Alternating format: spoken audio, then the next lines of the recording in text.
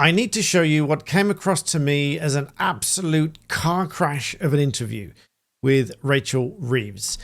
Listen to this. Free suits, free glasses, free Taylor Swift tickets, free holidays, and in your case, a free £7,500 worth of posh frocks, which when you declared it, which you did, frankly, it looks as if you were being a bit evasive about it, because you didn't describe them as dresses or clothes. You called it support. Shouldn't you just have been upfront about it and said, I've got a gift of free clothes? If I could just ask you one small thing before I carry on. Out of the millions of you that watch every single month, about 60% of you don't subscribe. I'd really appreciate that if you did. I am not the mainstream media. I will be your fresh, brutally honest alternative to the mainstream media. I'll tell you as it is. I'll sometimes give you my opinions and make it clear.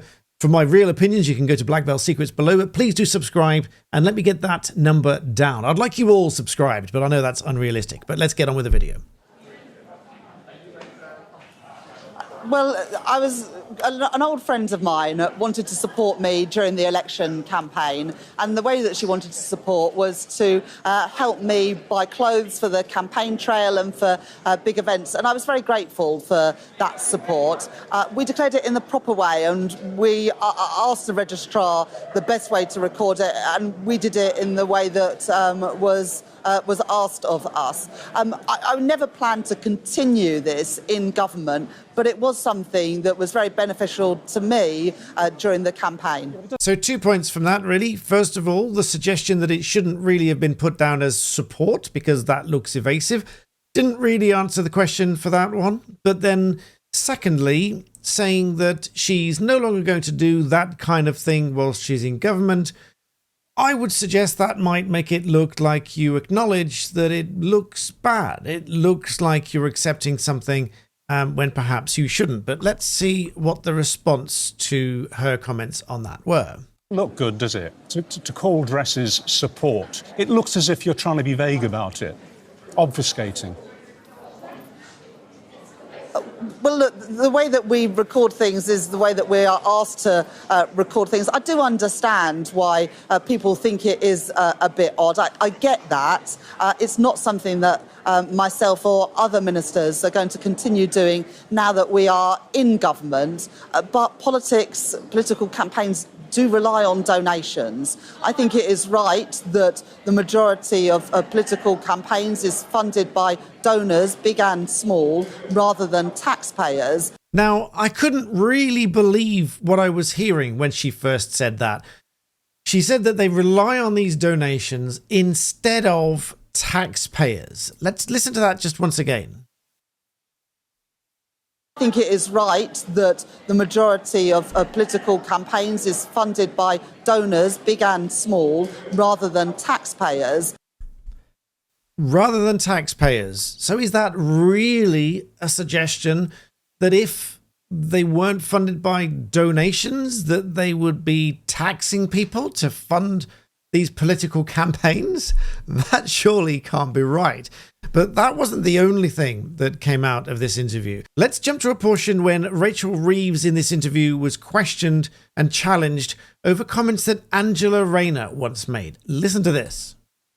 Angela Rayner back in 2021, Deputy Prime Minister now, but 3 years ago said, "Who do you think you are, Boris Johnson, telling working class people to rely on their own efforts when you go around with a begging bowl to donors to pay for your posh new wallpaper? And you can't live off your salary. Disgusting." What is the difference between Boris Johnson asking donors to pay for wallpaper and Labour MPs asking donors to pay for holidays and clothes? Let's see if she answers the question.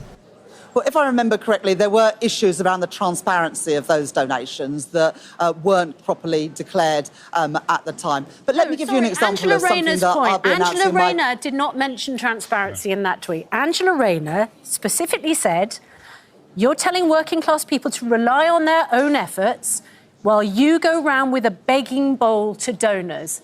When you can't survive on your salary, that's disgusting." Nothing about transparency or declarations. What is different when Labour MPs do it to when Tory MPs do it? Well, we're now in government and we know that different rules apply, and we have to hold ourselves to the highest standards when we are making decisions both around tax and spending, but also where we're making decisions, and so any issues of conflicts of interest are even more important. But let me give you an example of something that... And then she goes off to give an example about something else, which again is not really answering the question. But that wasn't the end of the challenges over hypocrisy. Take a listen to this one. Rachel Reeves, the point is the hypocrisy is now. What Labour voters can't understand is if you said to the Tories it's not OK to take donations for personal benefit, why is it different if you're a Labour MP? I think the point that I'm making is that now we're in government, we will be doing things differently, and we won't be taking donations, for example, for clothes. Boris Johnson was Prime Minister. So once again, drawing the distinction between being in government and campaigning to get into government, but doesn't seem to pull the link between them until she says the following, which I think is quite revealing. Take a listen to this. Because I think what really grates is that people donate and then they get something in return. And what we saw during the pandemic was people who had donated to the Conservative Party then getting government contracts, government money for things like PPE. Or a pass in the case of Lord Ali, who's at the centre of all this, a pass to number 10, which nobody could quite work out why he got it, but now we can. I mean, for example, what's the connection between Lord Ali, his pass, and Angela Rayner getting a free holiday on him? And as Richard just said, no one can quite work out why make these donations unless they get something back. But Rachel Reeves says what really grates her is when people make donations and get something back. But Lord Ali did get something back. He had a pass to Downing Street and no one could work out why. But then Rachel goes on to say that she doesn't begrudge MPs receiving certain things. Let's have a listen to this bit. OK, I don't begrudge ministers or shadow ministers going to pop concerts and taking hospitality tickets as long as it's properly declared. I don't have a problem with that. Well, Minister, you may not begrudge it, but I can tell you the voters do. You don't seem to be in step with public opinion on this at all. But thank you very much for joining us.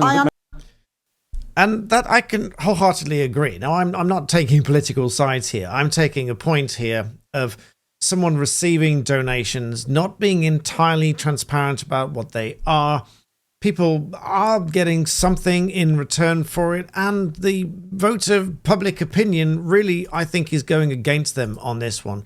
And judging by the comments and the news and the opinions that I read on X and everywhere else, people are genuinely not happy about this. They're genuinely not happy about them receiving so many donations. Now, let's not forget that even for businesses, there are rules on specific deductions via entertainment, gifts, etc.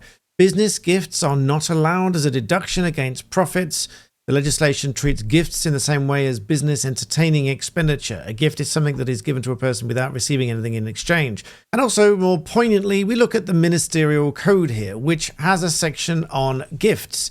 Now, albeit many of these donations were obviously during the campaign, etc., and this relates to ministers for the subtle distinction, but nonetheless, one should really act as one should be held to act in that position. And it says here quite clearly, ministers should not accept any gift or hospitality which might or might reasonably appear to compromise their judgment or place them under an improper obligation. And any of these things, in my view, that you are held to, as I've explained in previous videos, as we're held to as barristers, if we were to receive a gift, we would have to give very careful consideration as to whether that would reasonably be seen to compromise our independence.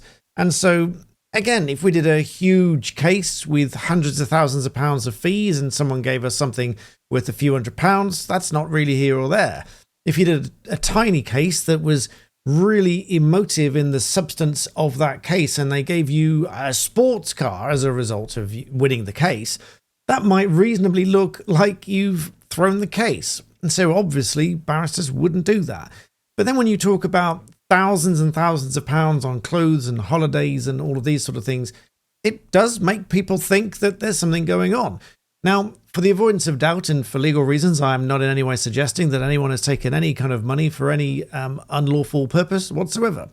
What I can say is that I reasonably think that people generally will have a raised eyebrow and questions as to why these donations have been made, why they've not been entirely transparent with how they've been made, for reasons you've seen in those videos. I'll link that interview in the description below. Go and watch the full thing for full credit and watch it in full. It's a must watch. So go and watch it. Again, let me know your thoughts and comments below. But this thing is just getting worse and worse. It's not just an elephant in the room, as Richard put it. It's a stampede of elephants. Please do make sure you subscribe here, as always, and thank you for watching.